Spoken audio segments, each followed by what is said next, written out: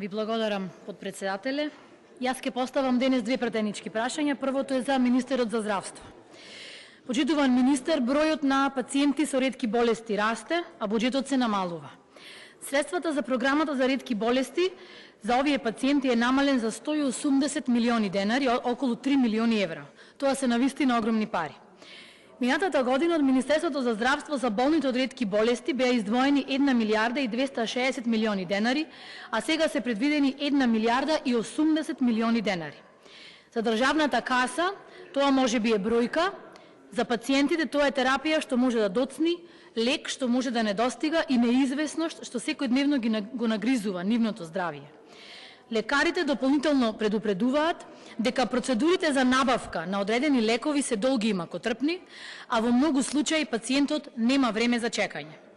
Регистарот за ретки болести брои 1093 пациенти, од кои 260 се починати, а 180 се со цистична фиброза и тие добиле посебно финансирање надвор од програмата. Од вкупно евидентираните, 240 се деца до 14 годишна возраст. Многумина од нив со години чекале точна диагноза, минувајќи низ погрешни третмани, скапи испитувања и психолошки исцрпувачка неизвестност. Ако правото на здравје е универзално, тогаш мора да важи и за оние чии болести се ретки. Зашто ако е ретка диагнозата, исто така ретко скапоцен е и човечкиот живот. Државата не може да им гарантира третман на овие пациенти со вакви буџетски кратења и директно ги загрозува, и ова представува една навистина голема неправда. Моето прашање до вас е што ќе превземете за оваа неправда да се исправи. Второто прашање е до министерката за образование. Почитувана министерке, сите се согласуваме дека квалитетот во високото образование мора да биде највисок приоритет не само на надлежниот министер и на владата, туку и на сите вклучени во тој степен на образование. И затоа секое законско решение кој го регулира високото образование мора редовно да се осовременува, но тој процес мора да ги вклучува сите чинители и да се сослушаат сите страни. Откако беше објавен нејнер предлог законот за високо образование, реакциите не стивнуваат. Дозволете ми да прочитам неколку од нив.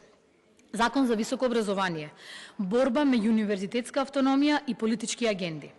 Создавањето на нов наставно-научен кадар ќе стане екстремно тешко и практично невозможно. Усвојувањето на овој закон би донело далекосежни последици, односно старомодни, неатрактивни и тесно специјални наставни програми, кои не се одесуваат со реалноста и потребите на пазарот на трудот во земјата и светот. Европските искуства се прилично јасни. Силните универзитети се градат врз реална институционална самоуправа, стабилно финансирање и доверба во академската заедница, а не врз централизирана контрола и административни механизми. Автономијата не е формула во закон, туку начин на функционирање на системот. Повторно менување на телата и процедурите без да се решат суштинските проблеми, ризикуваме да добиеме уште една нормативна реформа без реален ефект врз квалитетот. Наместо стабилен академски развој, системот повторно се враќа во состојба на нормативна транзиција. Системот е за студентот, а не студентот за системот. Ако студентот не почувствува разлика, реформата не успеала. Фамозниот H-индекс не е дефиниран ни за кој H се работи, иако го има и во Web of Science, Scopus, Google Scholar, а при тоа не зависи од самиот професор, туку од бројот на цитирања во рамки на една база, на слободен избор на оние кои пишуваат. Законот премногу се фокусира на процедура, а недоволно на суштинските проблеми. Недоволно финансирање на научни истражувања, политизација на универзитетите, одливот на млади кадри и слабата поврзаност меѓу образованието и пазарот на трудот. Без реална поддршка за научно-истражувачката работа и подобрување на статусот на професорите и соработниците, секоја законска промена може да остане реформа на хартија. Во предложениот закон, зборот влада се споменува 30 пати, зборот министерство 42 пати, а министер 44 пати. Се разбира, во сите примери станува збор за мок што им се дава на овие именки да одлучуваат за прашањата за кои во нормалниот свет одлучува академската заедница. Владата и министерот назначуваат членови на Националниот совет, на Агенција за квалитет, на одбори и комисии, одлучуваат за буџети, одобруваат вработувања, статути на факултети, датуми на конкурси, испити, се мешаат каде што треба и не треба, прават се возможни големи и мали нешта. Автономијата на универзитетот што беше тоа?